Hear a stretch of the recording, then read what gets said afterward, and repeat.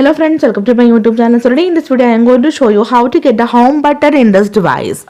Simply go to settings, scroll down. Here you can see the option accessibility. Tap on this one. Now again scroll down, tap on the option touch. Tap on the option assistive touch. First of all, turn on this option. Now you can see the assistive touch is here. Now to enable the home button, you will get the home button from the assistive touch itself. You can see. Otherwise, tap on the option single tap. Now this is for open the menu like this one. Okay, so let me show you to assign the home only for this assistive touch. Tap on the option single tap, and from here you need to select the option home.